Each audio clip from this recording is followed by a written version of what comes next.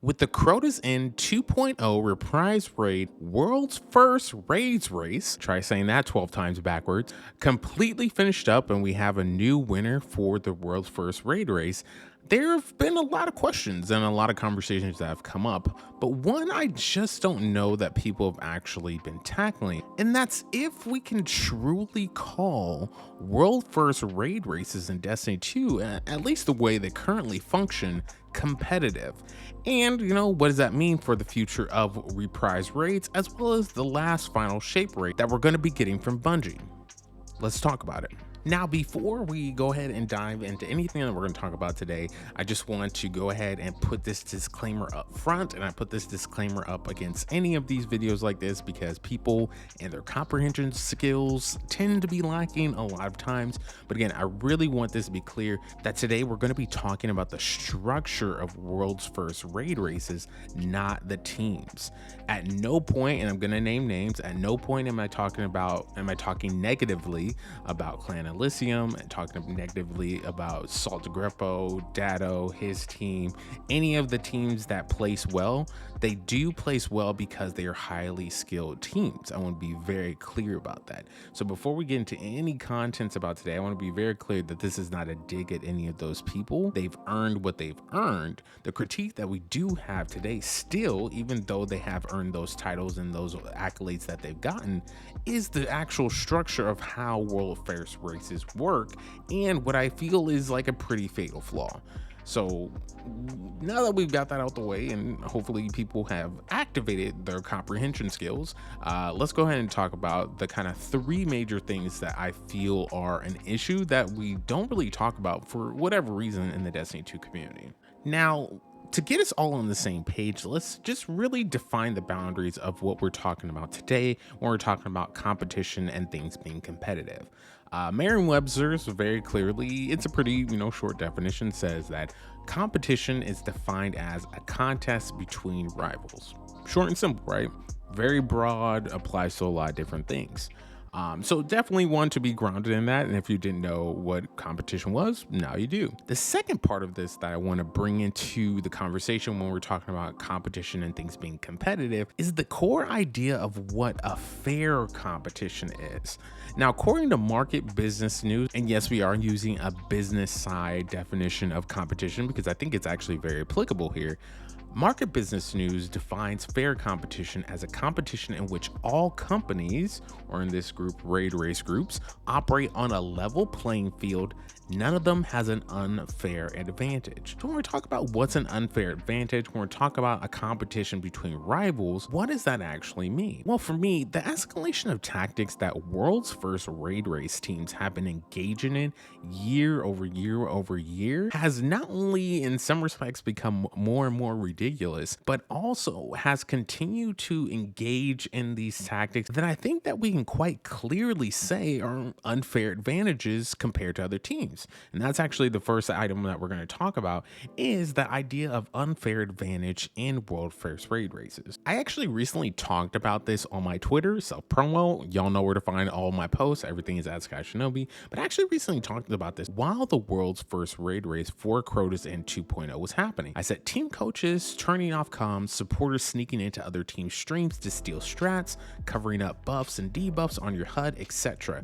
Bungie might as well just make world first races be in-person LAN events like ALGS, which stands for Apex Legends Global Series, because this is kind of getting out of hand. And honestly, sometimes, just being honest, you say things and then you think about them later and regret them. And honestly, I don't regret saying this. I still feel very firmly about this, and even giving myself time to really reflect on it and kind of also gain more information, look into these teams a little bit more. The fact that people are even engaging in these items at all, right? The fact that they're even normalized should be sending up red flags to so many different people, not just because of the tactics themselves, right? I think we can argue up and down all day about whether someone putting a picture of Taylor Swift over their debuff screen to be more competitive than other team is right or wrong.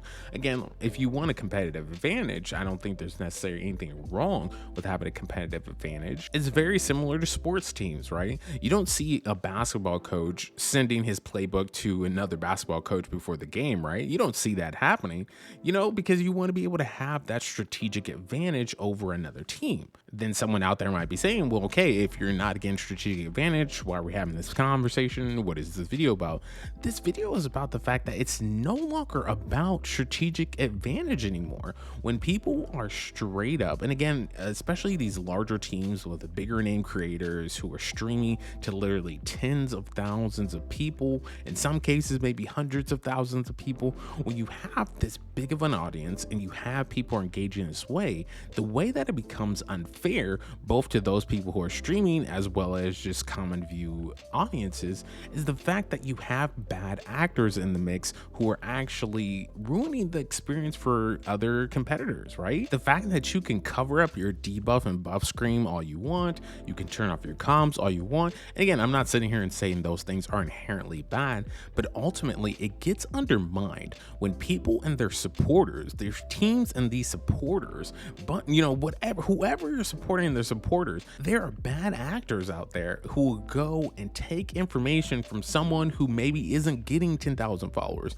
Maybe there's someone who's actually progressing really far in the world's first raid race, but it only streaming to 10 people, only streaming to 50 people, right? Or even in the case of it being a big streamer, someone going to another competitive team screen, seeing that they're farther into the process, and whether they have their buff screens and debuff screens covered up or not, having the comprehension skills to understand with the strat that they're doing and bringing that strat from a competing team to the team that they're rooting for. For me, that's where the unfair advantage starts to deeply set in, and for me become really uncomfortable. The fact that this is something that goes blatantly unchecked in world's first raid races. But I think the icing on the cake here is a couple key pieces of information that came out in the aftermath of the world's first raid race coming to a close. One being that the winning team literally won within, again, I've seen it a couple different ways. Some people say 20 seconds, some people say 30 seconds, some people say a minute, but extremely close down to the wire win for the winning team. When a competition is that close, and again, I'm sure people have seen track races before, right? When you're literally milliseconds away from beating your competitor, what do? You bring out in a track meet, you bring out the high-speed camera so you can literally see frame by frame who beat who. Even if it's really close, you can figure out who. In football, you bring out the replay button, you see how the play went down in slow motion. There are checks and balances to understand how or when something happened, so then you can determine fairly who won and how to progress the game moving forward. In the world's first raid race, there is no such mechanic, because not only were we in a situation where the winning team won by such a close margin, but also it was later revealed by someone on the winning team that they figured out one of their key damage strats for the Crota fight, the final boss fight in Crota's End 2.0. They learned that strategy from someone coming into their chat, from learning that strategy from another team. It's not a strat that they were originally using. It was a strat that someone else, who again, in my opinion, I would label as a bad actor, took information from a competing team, brought that to the team that they were in favor of, and then that team utilized that, again, in a different way, because there's a different team setup, there's a different set of skills with that team, so on and so forth, but they took that new information that they didn't originally have and utilized it to progress forward, go on to beat the team who was originally using that strat. And again, for reprised raids, you have to do the raid on normal mode, and then you also have to go back and do the challenges. And for them to have that sizable of a leg up, and then again, other teams learned about that strat, start using that strat, and so many different teams start to progress forward, all based off of this team who, again, was not getting other input, was not getting other insight, was trying to go in, as people say in the community, go in blind and actually figure out the strats themselves. And again, engage in fair competition. Again, going back to that definition, no unfair advantage. And again, I want to say this again because I know some people's reading comprehensions and listening comprehensions starts to slip out the window. But again, I'm not attacking the winning team. What I'm addressing are these bad actors who are influencing the power balance, who are influencing the decision that can be made in a world first raid race by passing information that their favorite team would probably not have onto that team by stealing it from other competitors. For me, that is not a fair competition. For me, that has to be addressed. And the fact that,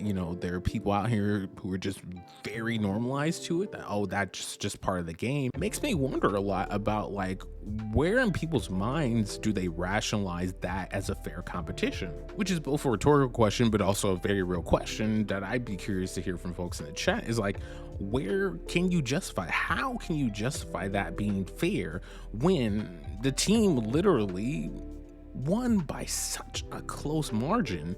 And that close margin, you have to count the fact that they did get information from other teams who were trying out different strategies, utilize those strategies for their betterment, and then were able to gain an advantage. Going back to our business analogy, this would be something like Apple and Android competing on the newest phone. And Apple has a lot of marketing power, but they're just not as competitive as Android in this analogy with maybe the battery charging status. And so Apple's really behind and they're trying to figure this out. They're neck and neck with Android to get this phone out to the market and be able to sell as many phones as possible. If someone at Apple would sneak into Android, steal their files for how they're making their batteries better, and then take that back to Apple, and then Apple uses that to get their phone out onto the market first, not only is that stealing and wrong, but it's illegal, right?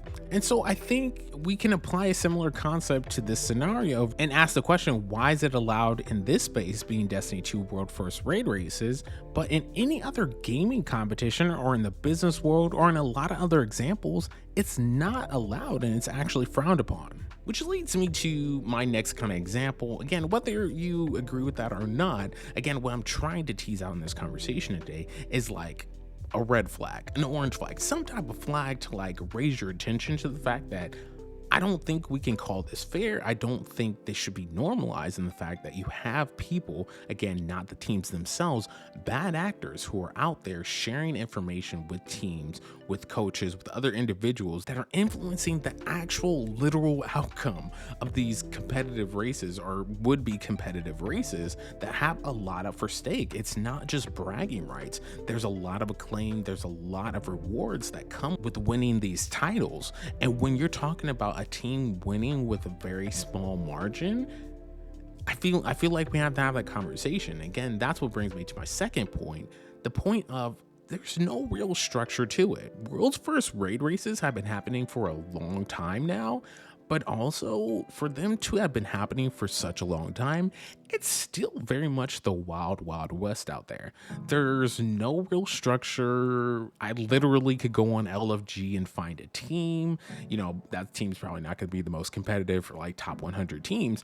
But again, I literally can pick up anybody. There's no deadline. Literally an hour before the world's first race starts, I can just literally pick out 5 other Guardians, go into the raid, and then go ahead and do it. In some respects, we do have to applaud that there's some level of accessibility in that model, the model that any Guardian can try. There's hundreds of thousands of Guardians across the world. There's a great opportunity to try a raid, challenge yourself, all that good stuff, right? But to me, when that structure is there, but there's no actual barrier from people just wanting to go in and try the raid for the first time on contest mode, and then people who are actually trying to be competitive for top 100, top 50, top 25, top 3 in the world, that's where it becomes a problem. And I feel like Destiny 2 and Bungie could actually learn a lot from Apex Legends. Apex Legends, for those who don't know, has an ongoing competition called Apex Legends Global Series. This is a global series where teams across the world, similar to Destiny 2, can compete fairly in a competition where they're able to actually engage in the game, figure out who the best team is in the world, and then actually get the rewards and prizes and titles that go along with being able to be one of the top teams in the world. As with any competition, it is far from perfect, but I do think if we're actually going to be serious about World's First Raid Races, and again, I know that the end of the Light and Dark saga is coming to an end, Bungie really doesn't have time to act on this, but again, for the sake of conversation, say that we knew that we were going to have 10 more World's First Raid Races, 10 more opportunities for teams to actually compete. I think it would have been a great opportunity for Bungie to instill a system that's similar, probably not the same, but similar in a way that they actually can like build in more structure to a world's first raid race so that there is actual fair competition. Well, some may ask, what kind of structure are you talking about? Well, the structure I'm talking about is, and again, if you go through the 45-page rule documents, which alone is for me very, as someone who loves a good manual, whether that makes me a nerd or not, for me, that was very enticing to be able to see. As someone who plays Apex off and on, I wouldn't say I'm super competitive, but I play when I'm with friends and I have a good time. When you look through the 45-page document, you see a plethora of rules, structures, guidelines that players have to abide by if they want to be competitive during the ALGS. If they want a chance at being able to get the crown, to get that #1 spot, to get the title, the accolades, the rewards, the sponsorship deals, they have to be able to compete and compete fairly against their peers within very set structures. This includes them having to go through playoffs, them having to go through qualifiers, them have to compete for points. So even if they win games or lose games, ultimately teams with the higher points get to move on in the process. Everything from what platforms are allowed and what software and also peripherals that you can use and not use, all the way to how you can actually travel to in-person live competitions are all spelled out in the rules document. Not only does this make this very clear for a fair competition about what you can and cannot do, it also is a way to hold people accountable to being a part of that rule set. Whether they like it or not, if they want to be competitive, if they want to get the hundreds of thousands of dollars and money and sponsorships and accolades and titles, if they want to have a shot at that prize and all the winnings and all the accolades that come with it, they have to abide by this structure and these rules. And that not only allows teams to, I guess I'd say, take it a little bit more seriously, but even their actual people that they're engaged with, their supporter base, have to abide by these rules, right? And so the fact that you're not in a space where we have Destiny 2 world first raid races and people are sharing secrets from other teams or doing different damage strats. Now, again, I understand it's a FPS. That Destiny 2 is an RPG. I understand those things. I understand that there are innate differences. And if you want to get nitpicky about that, do that. But again, you're missing the point. Again, turn on that comprehension skills. What we're trying to highlight here is the fact that when you're in a competition like ALGS, you have a structure there that allows people to not focus on the nitty gritty of covering up their comms or hiding things on their screens or whatever. But the fact is, you have an entity, Apex Legends, as well as Electronic Arts, who is creating a foundation, creating a structure for gamers to focus on gaming, to focus on them building with their other teammates, to figure out how they can best build their strategy, to lean into like, what about their team composition gives them a strategic advantage to actually like get to the win. It allows them to focus on that rather than leaving this airtime, this space, this breathing room for bad actors to continue to engage in unfair advantages for their favorite team. Now, is ALGS perfect? No. Are there still people who happen to cheat and get caught cheating and that happen? Yes, that happens in any gaming sphere. But the example is here to tease out the fact that because the world's first raid race has no real structure, no real guidelines. Yes, there are the guidelines about, having to do it on normal mode, then challenge mode, and, for reprised raids and all, you have those rules, sure.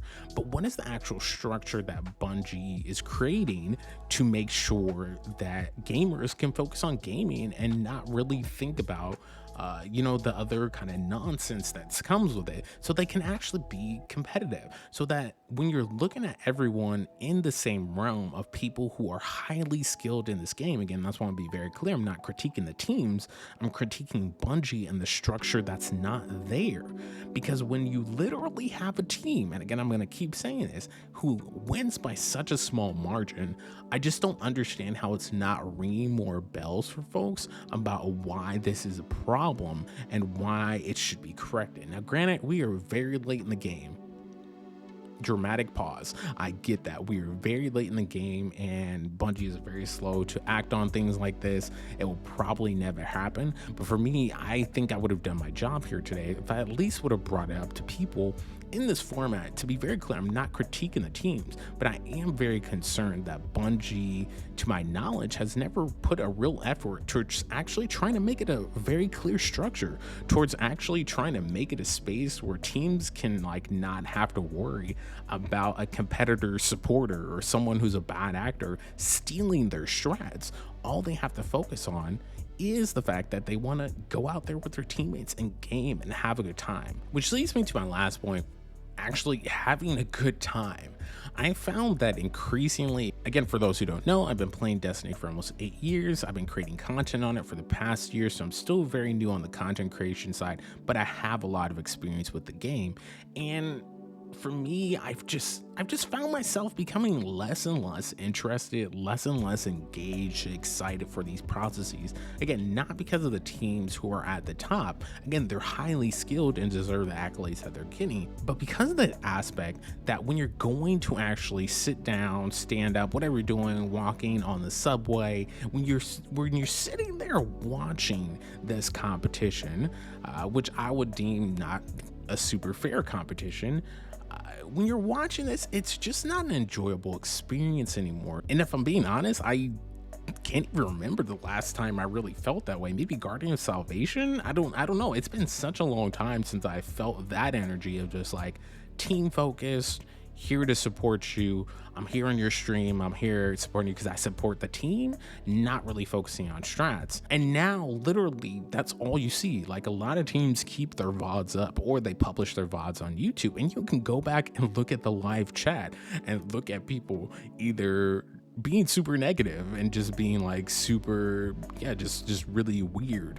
People who are backseat gaming, people who are saying like, ooh, this other team is ahead of you, you suck. People being like, oh yes, you should actually try Lament, or actually everyone's using rockets now, you're not using rockets now. When we're engaging in that sphere, or better yet, when the environment is primed to engage in that sphere of attitude and behavior, I feel like an aspect of, going back to that competition, competing between rivals, I feel like that aspect of competition gets lost because it's no longer about an even playing field with multiple teams trying to fight for a prize and show off their skills. It's about this bickering and this going back and forth, and mods having to ban people, and then people just saying slurs, and people, stealing strats. It gets into this realm where it doesn't even feel good to engage in the space. How would it look like you were in a basketball arena, right? Your two favorite teams are just two teams. One of them's your favorite ones. The competing team are playing. It's a really intense game. But then someone in the stands saw a glimpse of the competitor team's playbook. And then they started like texting everybody next to them and airdropping the playbook to everybody. And eventually it got around to your team, the playbook that the other team has, right? Nobody's actually watching the game happen. Nobody's actually engaging with what's happening on the court. Everyone's just talking about these strats, and everyone's talking about, ooh, did you see this play in the playbook? Oh, they're probably gonna run this next. Oh, they should do this. Oh, that's such a terrible play. And then not only does this impact the actual players who feed off the energy of the audience, who feed off the energy of people who are supposed to come there and support, not only does it impact them there, but actually the viewing experience is diminished, especially for someone like myself who supports a number of teams. I think we're lying to ourselves if we don't actually admit that there is an aspect of this that is flawed when people are able, well, not even people, when there's breathing room for bad actors, wherever the bad actors are, to engage in methodologies, to engage in practices that harm the experience, not only for fellow audience members, but also harm the experience for the players. Someone knowing that them and their team are competitive enough to get top 10 in the world, knowing that you have that skill set, but you're getting bogged down by unnecessary amounts of stress because you're hearing people bicker, you hear people steal strats. It's like, wait, you're using swords? Everyone's using rockets. Wait, you're using rockets? Everyone's using tractor cannon. Everyone's using double shoddy.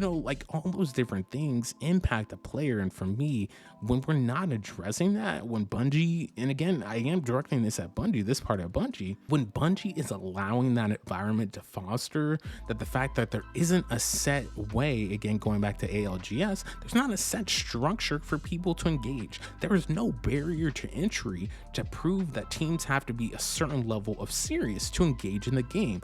There's no qualifier, there's no loser and winners bracket, there's no points you have to do.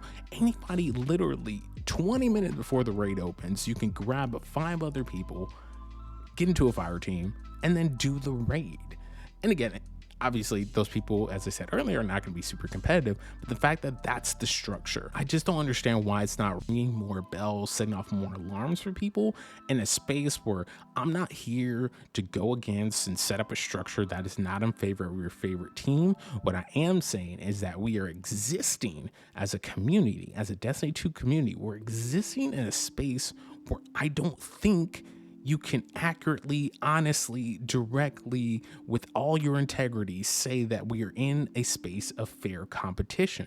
When a team is winning with such a small margin, or when a team is winning with a large margin, and it's mainly because of a strategic advantage that they're getting, not from their own skill set, but from bad actors stealing strats and giving it to their teams, I feel like we have to call that into question, and I feel like we have to critique that, because I do think that ultimately it ruins the value of a world's first title when teams aren't actually being able to engage fairly with their own team members as well as the other competitors.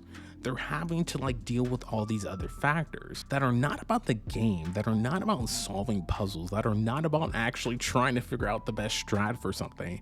They're only about managing an environment where, if someone else is getting, hints and tips from another team, I might as well too. Well, if someone else has a coach that's going to go into other people's chats and get strats, I might as well too. When that's the environment and it's this consistent one-uppance of just I got to figure out how to have the strategic advantage, I just don't know why Bungie has. And again, I know Bungie staff are aware of this. This is going on for years. There's no way their staff doesn't know about this, and they cannot plead ignorance. But my question is, why hasn't Bungie stepped in? My question is, why hasn't Bungie used their sizable resources? They're no longer the small indie company that they used to be years and years and years ago. They have many resources. And even if it wasn't them hosting an ALGS type structure with all the rules, a 45-page document, for me, the fact that there's no structure, the fact that there's no barrier to entry for the high level of competition. Again, I'm not saying when the raid goes live, no one can access it outside the competing teams for the first 48 hours. I'm not saying that. But what I am saying is that there's a difference between a team of 6 people coming together randomly or through LFG or through a clan to just try out the raid on contest mode because they want that challenge, because they want to engage in that. And then these top 10, top 50, top 100 teams who are truly competitive, them having the opportunity and honestly the grace to not have to think about the foolishness, to not have to think about those things, having the structure made by an entity like Bungie to be able to just game, to show up in game, that they don't have to worry about head coaches. They don't have to worry about turning off their comms. They don't have to worry about any of that stuff because you have Bungie who is providing the space to not only, set up and stream and show off the teams competing in a high quality fashion, mind you. There's a lot of money and sponsorships that Bungie can make off of something like that, but also the gamers themselves in a space that I think lends itself more to what we can consider fair competition versus what we're currently seeing. Because like I said on Twitter, it's getting out of hand. It's not fun. It's not something that I think should continue. But who am I? Just someone who wants to enjoy the game, who wants to see competition at a high level, who wants to see fair competition, who wants to not go into one of my favorite teams chat, and I root for a lot of different teams, and seeing it filled with people who are stealing strats from other teams and giving it on to those teams. Who am I to not want cheating and unfair advantages? I don't know. But yeah, that's enough for today. I'm going to go ahead and step off my soapbox. But again, I just wanted to bring it to light because, again, we do these type of commentaries on the channel. And I just felt like I felt this way for a number of world's first raid races, but I just felt like I couldn't go another world's first raid race, especially after what happened this year and how close the competition was, without bringing this up. And again, this is probably not going to be the most popular opinion. There's going to be probably, a number of folks who just want to troll, not actually engage with what I'm saying. But what I'm saying, to be very clear and to reiterate what I've said multiple times, I want the gamers who are at a high level to have, and I'm not at that level, to be very clear. I know I'm not at that level, but I want those gamers to have a fair environment. I want them to have an environment where they're not stressed about pettiness and bad actors and other things, where they only have to literally show up to a world's first raid race. And again, think about ALGS, like have this really big, beautiful stage, thousands of fans in an arena cheering them on. It's a great experience. They have their own little cubby. The cubby has walls so no other teams can see what they're doing. They have it's on a LAN network, and so the quality connection is better. All these different things, and they just have to sit in that chair, compete, and we all, as audience members, as folks who are not competing at the high level, get to enjoy the experience of seeing people at the peak of their game do what they love without distraction. I don't feel like that's that hard of an ask. I don't think that's that high of an ask. But again, I think more often than not, especially with some of the reception I've gotten with talking about this previously, as well as, talking about this on the internet, folks just don't care. Folks think this is what it is, and this is how it's going to be for the end of time. And I'm just here to say that, no, I don't believe this is how it has to be. I think it's how it is, but I don't think it's how it has to be. And I think that, as with all my content and what I say here, I do think the Destiny community can and should be better. And in this way, having more structure, having a better way for high competitive teams to engage in the game that we love so much, I feel like would just make the quality of the experience that much better. Bungie would make so much money. Oh my goodness, dude, imagine the sponsorship. Steel Series would probably sponsor. GG, Advanced GG, all the energy companies, right? Ghost Energy, Advanced GG, Gamer Subs. Imagine the merch deals. Imagine all the plushie toys they could sell at something like that. There is so much money to be made. Obviously, it costs a lot of money to set it up. But for me, beyond the clear advantages it would give Bungie, I feel like as someone who's not at that high tier level, but really enjoys the experience of seeing people play at a high level, I miss that. I want to be able to feel like this is the Super Bowl. I want to be able to feel like this is the NBA playoffs. I want that feeling.